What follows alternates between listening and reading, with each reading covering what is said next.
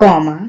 The comma is used to separate those parts of a sentence which are so nearly connected in sense as to be only 1 degree removed from that close connection which are admits no point, as confession of sin without amendment obtains no pardon. Semicolon.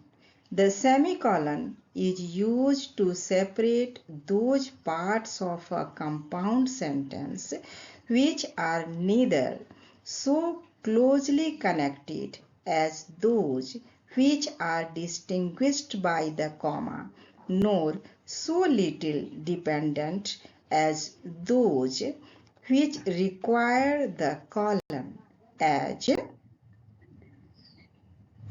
when the voice rises, the gesture naturally ascends, and when the voice makes the falling inflection or lowers its pitch, the gesture follows it by a corresponding descent. And in the labile and monotonous pronunciation of the voice, the gesture seems to absorb a similar limitation by moving rather in the horizontal direction without much varying its elevation. Colon. The colon is used to separate those parts of a compound sentence which are neither so closely connected as those which are distinguished by the semicolon, nor so little dependent as those which require the period, as something can and others we cannot do. We can walk, but we cannot fly. Full stop. The period or full stop is used to mark an entire and independent sentence, whether simple or compound, as the period or full stop is used to mark an entire and independent sentence, whether simple or compound, as every deviation from truth is criminal. Avoid a falsehood. Let your words be ingenuous. Sincerity possesses the most powerful charms. It is also used to abbreviate as MA. Dash. The dash is mostly used to denote an unexpected or emphatic pause of variable length, but sometimes it is a sign of faltering or of the irregular stops of one who hesitates in speaking, as then, after many pauses and inarticulate sounds, he said he was very sorry for it, was extremely concerned it should happen so, but it was necessary. Here Lord E stopped him short and bluntly demanded if his post were destined for another. Interrogation. The errata or note of interrogation is used to designate a question, as what are you doing? Exclamation. The ekphoneme or note of exclamation is used to denote a pause.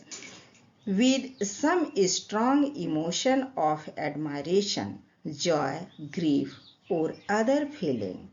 And as a sign of great wonder, it is sometimes, though not very elegantly, repeated as grammatical consistency.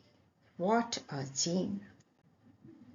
Curve. The curves or marks of parenthesis are used to distinguish a clause or hint that is hastily thrown in between the parts of a sentence to which it does not properly belong, as their enemies, and enemies they will always have, would have a handle for exposing their measures.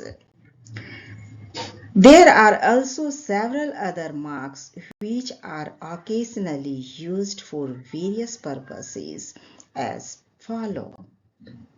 Apostrophe. The apostrophe usually denotes either the possessive case of a noun or the elision of one or more letters of a word, as the girl's regard to her parents' advice. Hyphen. The hyphen connects the parts of many compound words, especially such as have two accents, as ever living. It is also frequently inserted where a word is divided into syllables, as contemplate. Placed at the end of a line, it shows that one or more syllables of a word are conveyed forward to the next line. Dialysis. The dialysis or dialysis placed over either of two contiguous vowels shows that they are not a diphthongs, as DAC, Arial. Acute accent. Acute accent marks the syllable which requires the principal stress in pronunciation, as equal, equality. It is sometimes used in opposition to the grave accent to distinguish a close or short vowel, as fancy, more, or to denote the rising inflection of the voice, as is it he? Grave accent. The grave accent is used in opposition to the acute to distinguish an open or long vowel, as favor, more, or to denote the falling inflection of the voice, as yes, it is he. It is sometimes placed over a vowel to show that it is not to be suppressed in pronunciation. Circumflex. The circumflex generally denotes either the broad sound of A or an unusual sound given to some other vowel, as in all, air, machine. Some use it to mark a peculiar wave of the voice, and when occasion requires, reverse it, as if you said so and I said so. Breve. The breve or stenoton is used to denote either the close, short, shut sound of a vowel or a syllable of short quantity, as life. to have life, ravan, to devour, calamus, read. Macron. The macron or macroton is used to denote either the open, long, primal sound of a vowel or a syllable of long quantity, as life, having life, ravan, a bird, equine, of a horse. Ellipsis or suppression.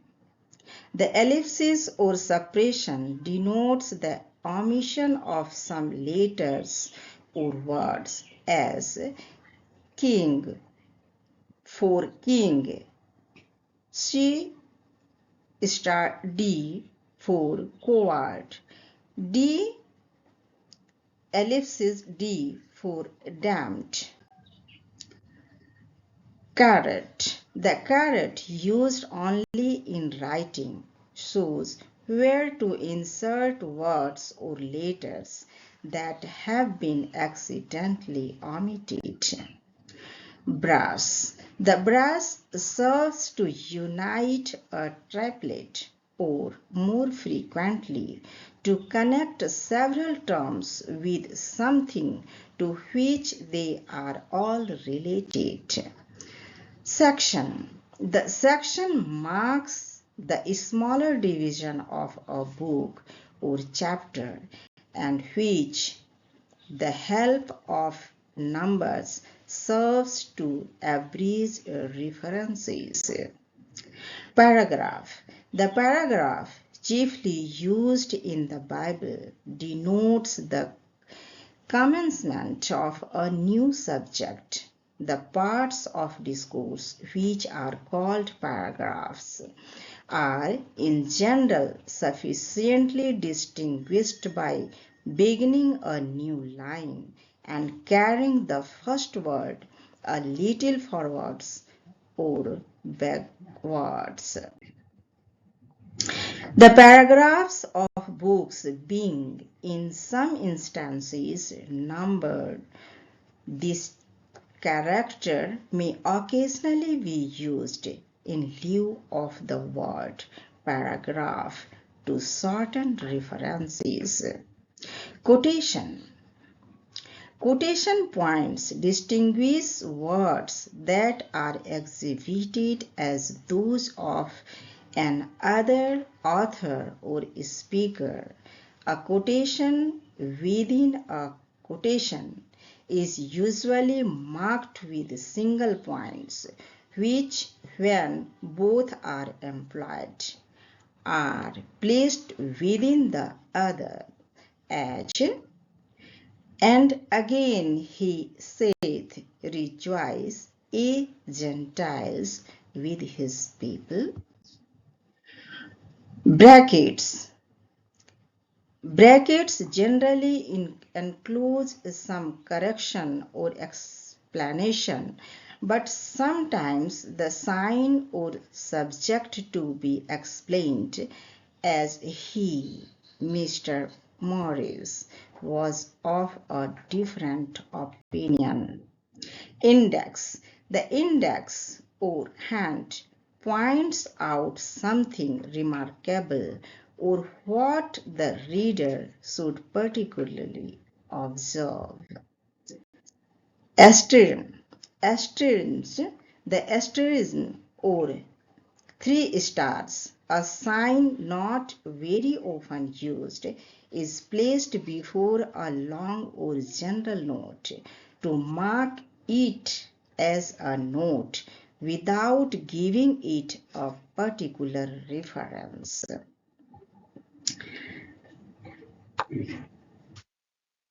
CEDILLA. The cedilla is a mark borrowed from the French, by whom it is placed under the letter C to give it the sound of S before A or O, as in the words facet, Elancon.